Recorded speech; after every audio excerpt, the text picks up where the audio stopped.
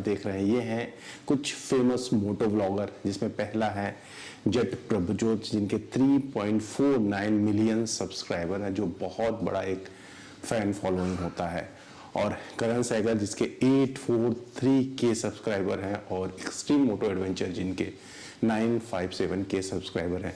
तो एक ये बहुत बड़े मोटो व्लॉगर कुछ मैंने लिस्ट किया है, और इनको मैं कनेक्ट करूंगा कि ये तीनों जो मोटो व्लॉगर हैं इनमें एक चीज कॉमन है कि पिछले कुछ दिनों में इनका बहुत ही खराब वाला जो है वो एक्सीडेंट हुआ है।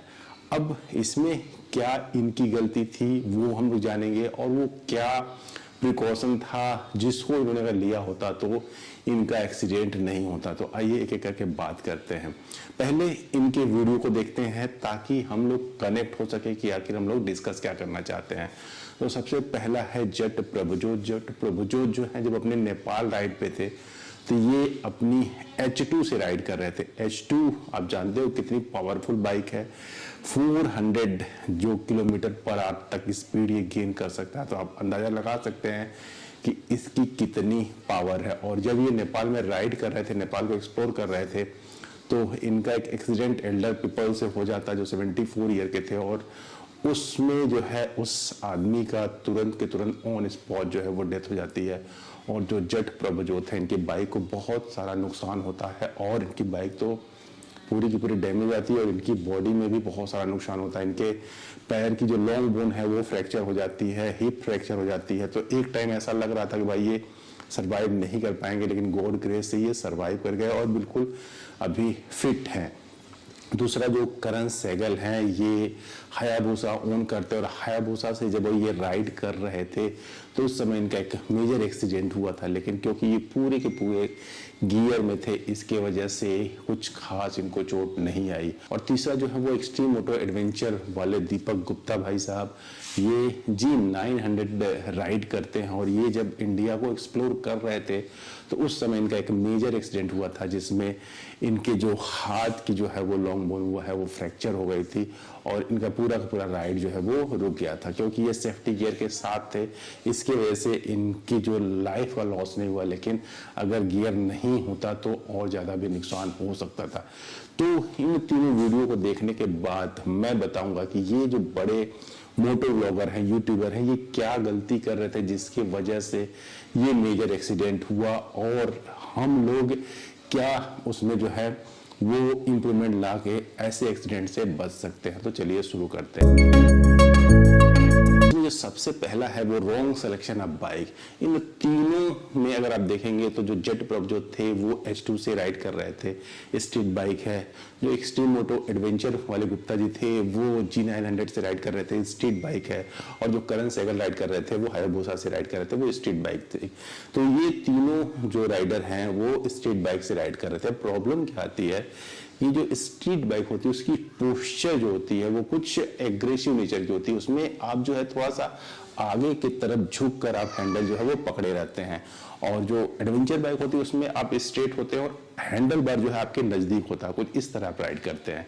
अब क्या कहीं आप जो डिसबैलेंस हुई आपकी बाइक, या कहीं बाइक अगर स्लिप कर जाती है, तो अगर आप आगे की तरफ झुक के बाइक को हैंडल किए हो तो प्रॉब्लम ये होती है कि हाथ अगर आपसे हैंडल बार से छूटा तो पूरी की पूरी बाइक पे कंट्रोल आपका खत्म हो जाता है और आपकी बाइक डिसबैलेंस होकर गिर जाएगी। लेकिन अगर वही एडवेंचर बाइक है तो हैंडल बार क्योंकि आपके नजदीक होता है, अगर बाइक से हैंडल बार से आपका हाथ छूट भी जाता है तो आपके पास उसको फिर से ग्रैब करने का ऑप्शन होता है, क्योंकि हैंडल बार आपके काफी नजदीक है।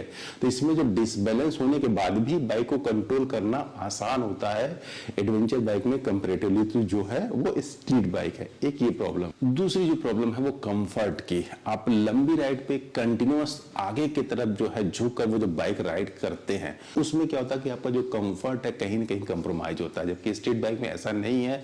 आप जो है बिल्कुल काम तरीके से जो है वो राइड करते हैं, ऐसे में आप थोड़ा सा कंफर्टेबल रहते हैं। तो इसकी वजह से आपकी राइड कंपैरेटिवली स्ट्रीट बाइक से अगर कंपेयर किया तो ज्यादा सेफ होती है। इसके अलावा देखा जाए तो जो एडवेंचर बाइक होते हैं उनकी जो टायर होती है, रिम होती है, वो काफी बड़ी होती है, 21 इंच तक की रिम होती है। तो ऐसे में क्या छोटे मोटे जो पैचेज आते हैं, गड्ढे आते हैं, उसको वो बहुत आसानी से क्रॉस कर जाती है। बाइक जो है वो डिसबैलेंस नहीं होती है, बाइक गिरती नहीं है। लेकिन वही स्ट्रीट बाइक के जो टायर होते हैं वो छोटे होते हैं, तो कोई भी गड्ढा आता है तो उसमें पूरा का पूरा जो टायर है वो चला जाता है, तो डिसबैलेंस होने की पॉसिबिलिटी ज़्यादा होती है। तो मेरे हिसाब से अगर आपको इंडिया के डिफरेंट टेरेन को एक्सप्लोर करना है तो आपको एडवेंचर बाइक प्रीफर करना चाहिए रेदर देन स्ट्रीट बाइक के, जैसे मुंबई का निखिल ने पूरे के पूरे टाइम, अगर शुरू के उनके जो वो आप वीडियो देखेंगे जिसमें KTM ड्यूक 390 से वो राइड करते थे, उसके बाद उन्होंने पूरे के पूरे टाइम जो वो एडवेंचर बाइक को प्रीफर किया, तो देखने को मिलता है उनका कोई ऐसा मेजर एक्सीडेंट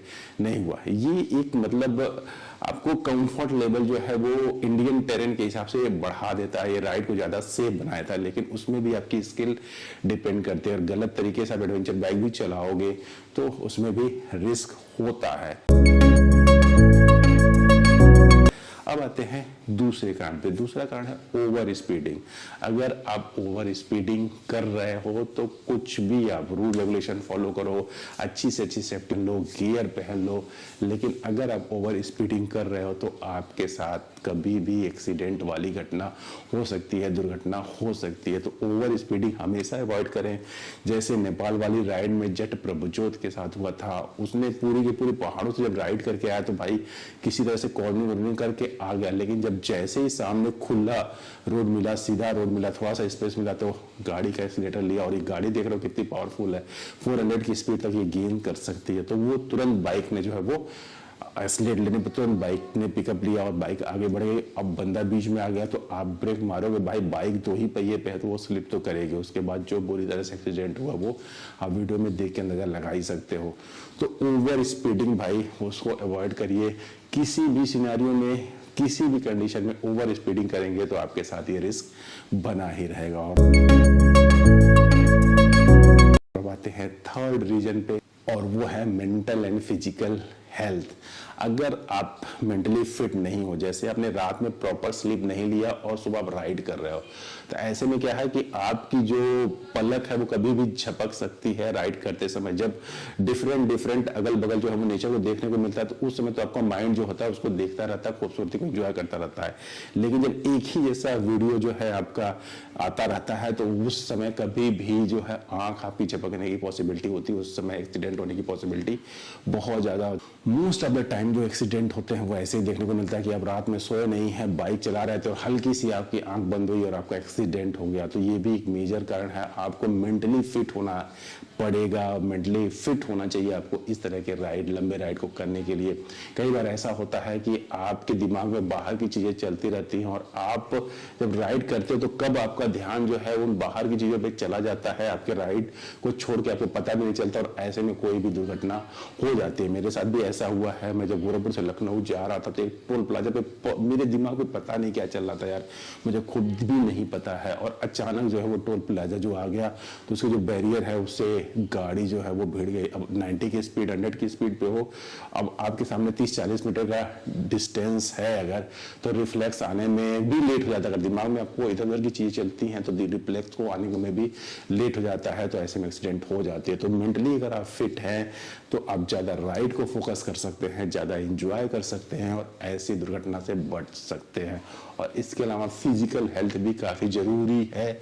आप और बाइक के बीच में कोऑर्डिनेशन होना चाहिए। इतना भी नहीं कि आप जो है जब बाइक आपकी जो थोड़ी सी एक करवट ले और उसका वेट आप बियर करने में अगर आप कैपेबल नहीं है तो फिर कोई मतलब नहीं है इतनी बड़ी बाइक को लेकर राइड करने में आपको प्रॉब्लम होगी। जैसा स्नो में अक्सर देखने को मिलता है कि जैसे बाइक थोड़ी सी स्लिप होते भारी है तो बाइक पूरी की पूरी गिर जाती है, उस समय जो एग्जॉस्ट होता है बंदा पूरा का पूरा ट्रिप का जो वो बैंड बच जाता है। तो बाइक भी अपने फिजिकल हेल्थ के हिसाब से आप सेलेक्ट करें, कोशिश करें कि बाइक थोड़ी सी लाइट वेट हो ताकि आप उसको अच्छे से हैंडल कर सके, या फिर कुछ ऐसी हो जो आपके बॉडी को सूट करती हो, जिससे आप अपनी हैंडलिंग और उसके बीच में कोऑर्डिनेशन बन सकता है। ऐसा नहीं कि भाई आपकी हाइट 5 फुट 4 इंच है और काफी ऊंची सीट वाली आप बाइक ले लिए और उसके बाद जब भी आपको मतलब कि उसको बैलेंस करना हो तो आपको एक तरफ पैर रखना पड़ रहा है, एक तरफ पैर रखना पड़ेगा। ऐसे में जब भी गाड़ी स्लिप होगी तो आप संभाल नहीं पाओगे, गिरना पक्का है। तो ये मेरे 3 रीजन थे: